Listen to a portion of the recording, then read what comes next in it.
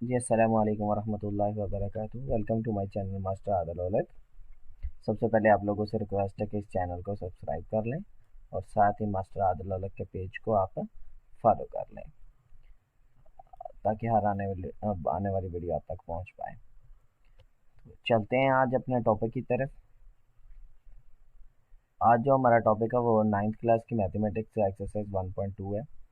1.2 से पहले कुछ चीज़ें समझने वाली हैं, हम सबसे पहले वो समझ लेते हैं। ये मेरे सामने बुक खुली हुई है। तो सबसे पहले हम देखते हैं कि टाइप्स ऑफ मैट्रिक्स पढ़ते हैं। कल हमने जो वर्ड लिया था एक्सरसाइज 1 कंप्लीट की थी। आज एक्सरसाइज 1.2 करेंगे, लेकिन उससे पहले कुछ है वो क्लियर कर लें। टाइप्स ऑफ मैट्रिक्स क्या होती हैं? टाइप्स ऑफ मैट्रिक्स में आ जाता है सबसे पहले रो मैट्रिक्स। रो मैट्रिक्स क्या होता है?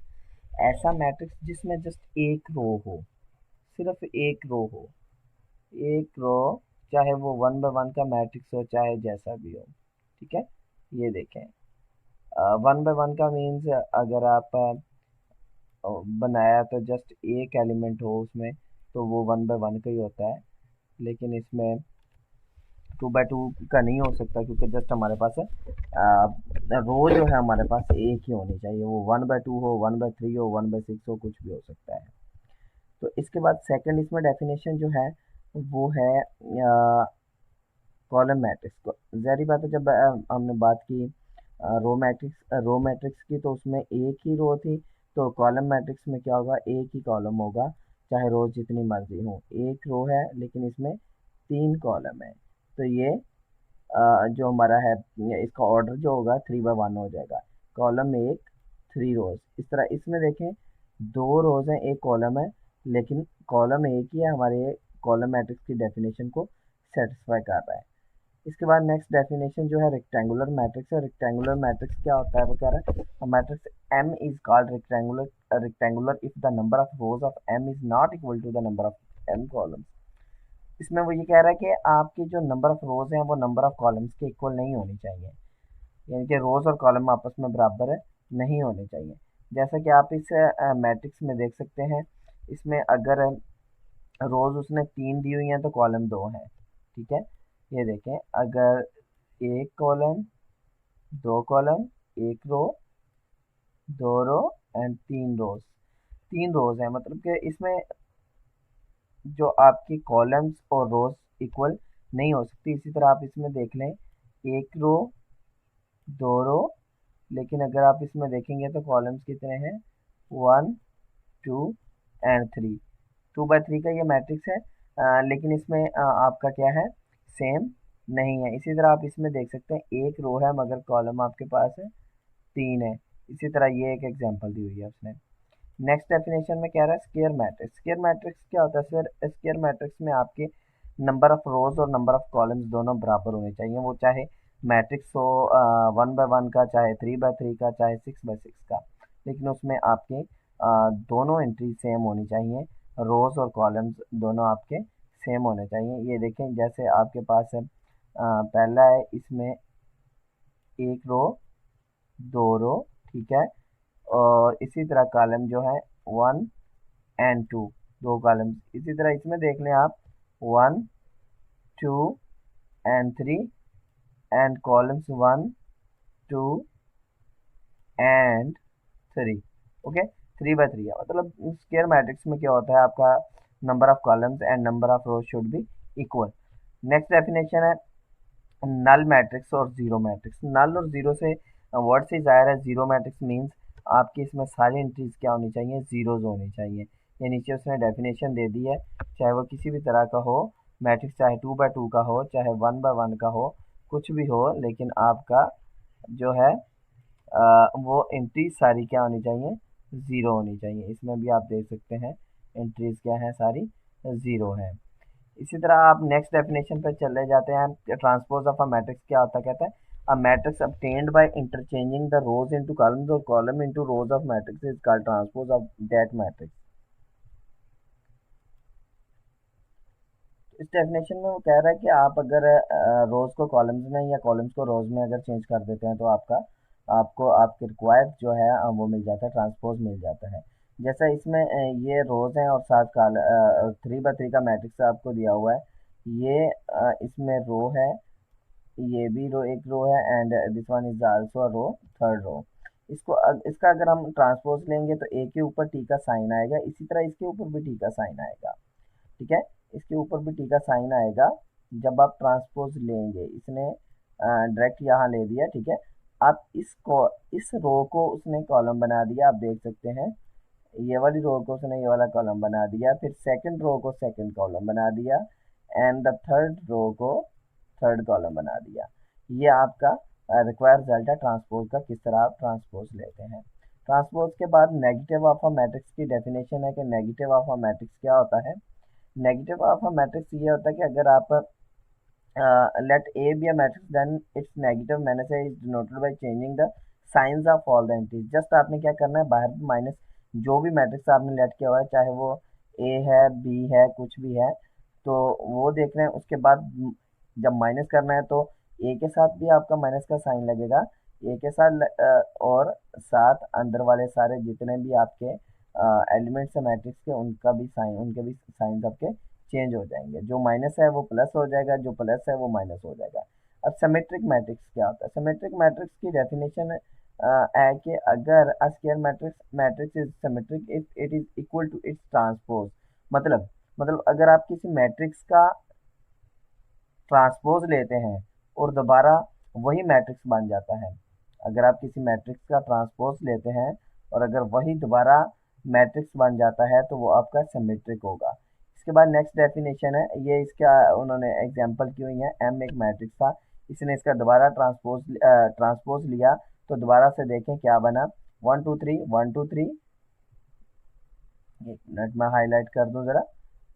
देखो 1 2 3, और ये भी 1 2 3, 2 - 1 4, 2 - 1 4, 3 4 0, 3 4 0। तो ये सेम आ रहा है, मीन्स के आप अगर किसी मैट्रिक्स का आप ट्रांसपोज लेते हैं, अगर वो दोबारा वही आ जाता है तो वो आपका क्या कहलाता है, सिमेट्रिक कहलाता है। आगे बात करते हैं सिक्यू सिमेट्रिक क्या होता है। सिक्यू सिमेट्रिक भी सेम ही डेफिनेशन है, जस्ट ये है कि अगर ट्रांसपोज लेते हैं वो -a के इक्वल आता है, यानी कि उस मैट्रिक्स के माइनस के इक्वल आता है। अगर ए लेट किया हुआ है तो -a आंसर आएगा। जैसे ए उसने एक मैट्रिक्स ले लिया, 0 -2 -3 2 0 -1 3 1 0। इसका ट्रांसपोज लिया उसने, इस कॉलम को ये वाली रो बना दी, इस कॉलम को ये वाली रो बना दी, इस कॉलम को ये वाली रो बना दी। अब इसमें से उसने क्या किया, माइनस के साथ मल्टीप्लाई कर दिया दोनों साइड में। ठीक है, दो या आप इसमें से कह सकते हैं कि आप जस्ट इसमें से आप माइनस कॉमन ले लें। माइनस कॉमन लेंगे तो देखो, माइनस कॉमन लेने के बाद 0 2 3, 0 2 3 -2 0 1, 0 2 3 -2 0 1, -3 -1 0। अब ये बाहर एक माइनस आ गया, ये वाला आ, ये वाला, और ये मैट्रिक्स आपका एक इक्वल आ गया। तो ये आपकी डेफिनेशन को सेटिस्फाई कर रहा है कि ट्रांसपोज, अगर आपने एक मैट्रिक्स का ट्रांसपोज लिया है तो वो minus of that transpose that matrix है, तो ये सिक्यू सिमेट्रिक होता है। नेक्स्ट डेफिनेशन है डायगोनल मैट्रिक्स क्या होता है। डायगोनल मैट्रिक्स कह रहा है कि ये जो डायगोनल एंट्रीज जो है ना आपकी, ये 0 0 नहीं होनी चाहिए। इसके अपर एंड लोअर सब कुछ 0 हो सकता है, होगा, नॉट हो सकता है बल्कि होगा। ये वाला डायगनली चाहे मैट्रिक्स 2 by 2 का है, चाहे 3 by 3 का। A square matrix is called diagonal। A square matrix is called diagonal matrix if at least any one of the entry of its diagonal matrix is non-zero।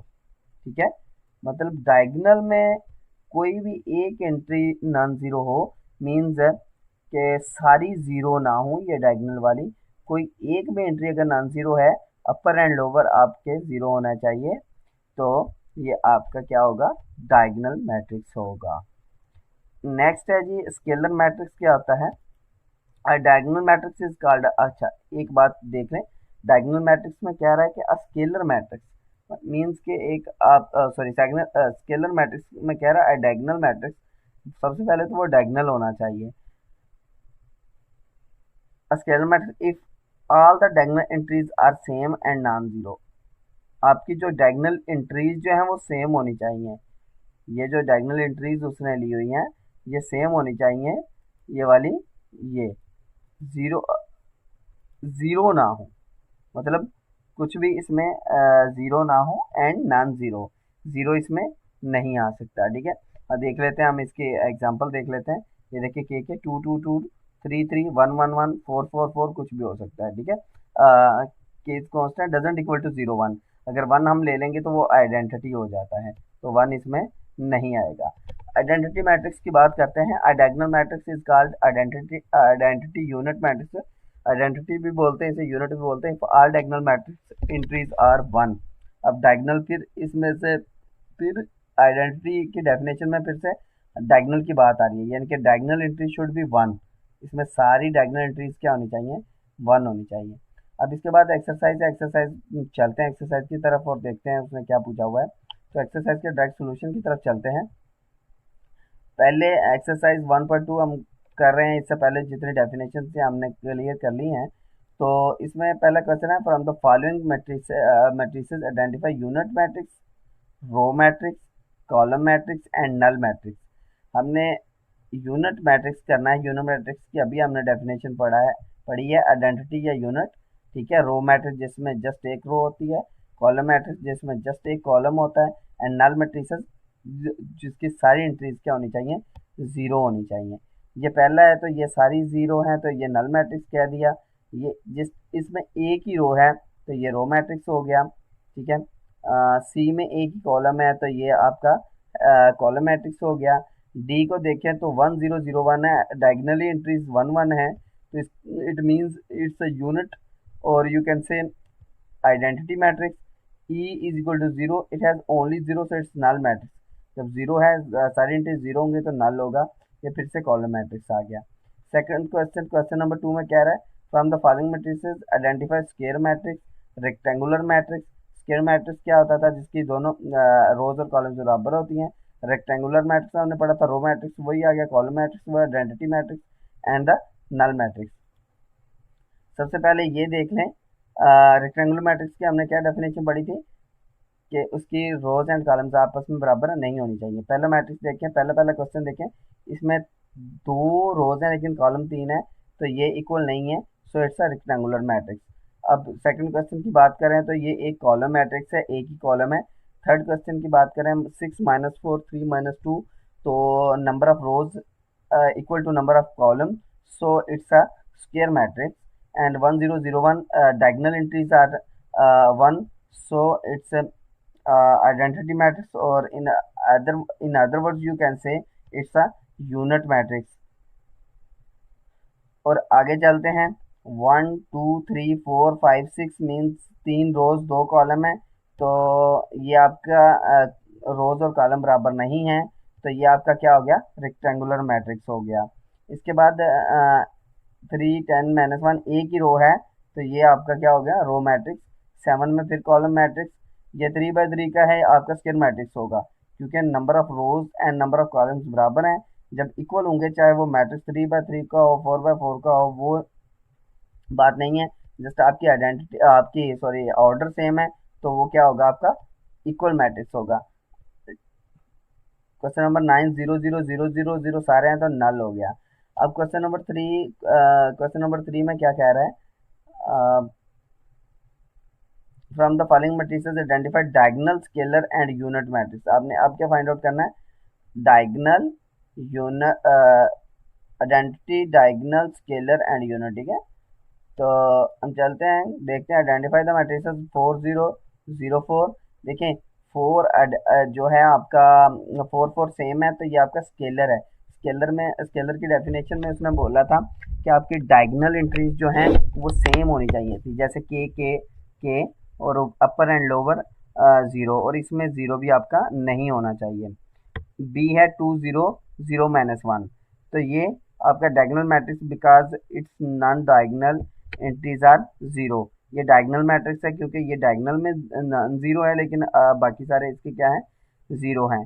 1 0 0 1 ये identity matrix होता है। 3 0 0 ये भी एक डायगोनल मैट्रिक्स है, क्योंकि इसकी बाकी एंट्रीज जो हैं वो 0 0 हैं। तो एक इसमें 0 हो सकती है, डायगोनल में 0 हो सकती है, लेकिन एक नॉन 0 होनी चाहिए, तो वो एक जो है वो 3 है, वो नॉन 0 है। अब ई की बात करें, 5 - 3 0 0 1 plus 1 5 minus 3 2 1 plus 1 2 again it's a scalar vector scalar matrix, क्योंकि इसमें डायगोनल एंट्रीज जो हैं वो सेम हैं, ठीक है, और अपर एंड लोअर जीरो है। तो नेक्स्ट क्वेश्चन है find the negative of matrix. एक एक आपको मैट्रिक्स दे दिया, उसका नेगेटिव फाइंड आउट करने के लिए आपने क्या किया, उसके साथ माइनस लगा दिया। माइनस लगाया तो माइनस अंदर साथ मल्टीप्लाई होगा सबके साथ, ठीक है, इधर भी मल्टीप्लाई हो जाएगा, इधर भी हो जाएगा, इधर भी हो जाएगा, इसके साथ होगा -1, इसके साथ जीरो के साथ कोई साइन नहीं होता, माइनस इंटू माइनस प्लस हो जाएगा। नेक्स्ट क्वेश्चन क्वेश्चन 2, इसका नेगेटिव ले गए -b, minus into matrix B, और माइनस इसके साथ अंदर सबके साथ मल्टीप्लाई हुआ, प्लस वाले माइनस हो गए और माइनस वाले प्लस हो गए। सी 3 क्वेश्चन नंबर 3, C2632 माइनस के साथ मल्टीप्लाई किया 2632 को, तो ये आपका आंसर आ गया -2 -6 -3 एंड -2, दिस वन, ये वाला, ठीक है। तो क्वेश्चन नंबर 4, D -3 2 -4 5 माइनस के साथ मल्टीप्लाई किया, इस साइड पे भी दूसरी साइड पे भी माइनस अंदर मल्टीप्लाई होगा, ये भी प्लस हो जाएगा, ये भी प्लस हो जाएगा, ये माइनस और ये माइनस, क्योंकि माइनस प्लस क्या होता है, minus plus equal to minus, minus minus is equal to plus, plus minus is equal to minus, and plus plus is equal to, वो तो प्लस ही होगा, ठीक है। नेक्स्ट क्वेश्चन, इसका पार्ट क्वेश्चन 4 का पार्ट नंबर 5 जो है, E इज इक्वल टू 1 -5 2 3, ठीक है, -c माइनस इंटू ई मैट्रिक्स, माइनस को अंदर मल्टीप्लाई किया तो साइन चेंज हो गया। Find the transpose, question number 5 में हमने क्या किया, ट्रांसपोज फाइंड आउट किया।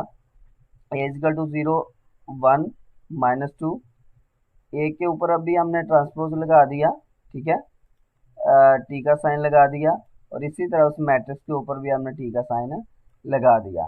तो टी का साइन लगाएंगे तो एक रो है, सॉरी एक कॉलम है, तो कॉलम को हमने किस में चेंज करना था, रोज में। तो ये देखें 0 1 -2 को हमने किस में चेंज कर दिया, रो में चेंज कर दिया। इसी तरह पार्ट बी जो 2 जो है इसका पांचवें का, b is equal to 5 1 and -6, तो इसका हमने ट्रांसपोज लिया, बी के ऊपर भी ट्रांसपोज डाल दिया और साथ मैट्रिक्स के ऊपर भी ट्रांसपोज लिख दिया। बी ट्रांसपोज हमने रो को किस में कन्वर्ट कर दिया, कॉलम में, ठीक है। यहाँ पर पहला कॉलम पहली रो समझ लें, दूसरा कॉलम दूसरी रो समझ लें, तीसरा कॉलम तीसरी रो समझ लें। यहाँ आसान तरीके से समझ लें कि एक रो थी, हमने उसको एक कॉलम में कन्वर्ट कर दिया। इसी तरह सी है, C1 2 2 -1 3 0, सी का ट्रांसपोज लिया, साथ इधर ट्रांसपोज लिख दिया, पहली रो को पहला कॉलम बना दिया, ठीक है। पहली रो का हमने क्या किया, पहली रो ये वाली, इसको हमने बना दिया पहला कॉलम, ठीक है। दूसरी रो का हमने क्या किया, ये दूसरी रो है, इसको हमने बना दिया दूसरा कॉलम, और इसी तरह तीसरी रो पकड़ी हमने 3 0, और इसको हमने चेंज कर दिया अगेन तीसरे कॉलम में, ठीक है। तो ये इसका ट्रांसपोज आ गया। ये था पार्ट 3। तो क्वेश्चन नंबर 5 का पार्ट 4 है, d is equal to 2305, D का ट्रांसपोज 2305 ऊपर ट्रांसपोज लिख दिया। ट्रांसपोज लेने से रोज कॉलम में या कॉलम रोज में चेंज हो जाती हैं।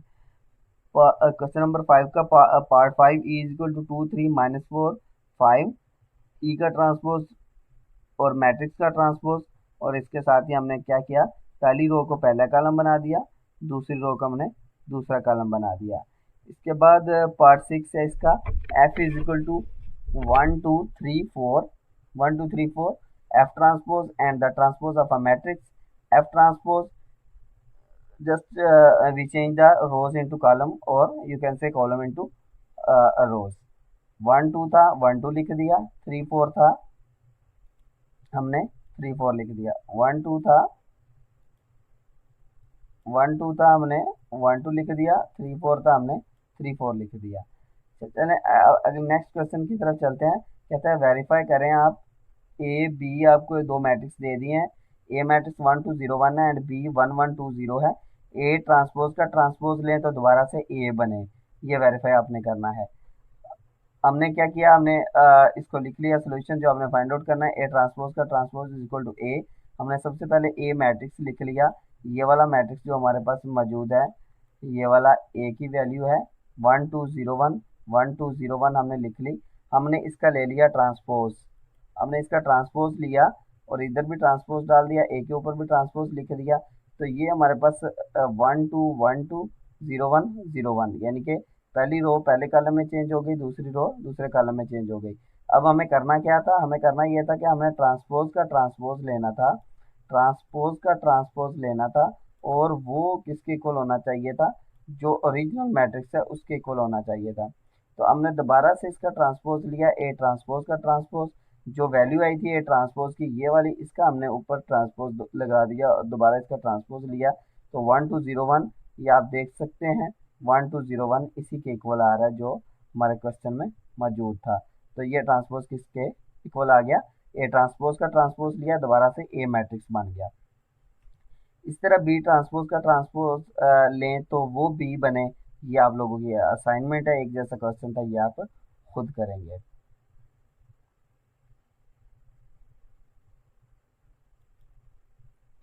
यही थी आज की एक्सरसाइज 1.2। उम्मीद है इंशाल्लाह आप लोगों को समझ आई होगी। तो अगर किसी चीज़ की, किसी पॉइंट की आपको समझ नहीं आए तो कमेंट्स करके ज़रूर पूछें। और साथ ही again request to subscribe my channel master Adil Aulakh, and request to follow the page master Adil Aulakh. ठीक है, जज़ाकल्लाहु खैरा, अल्लाह हाफिज़।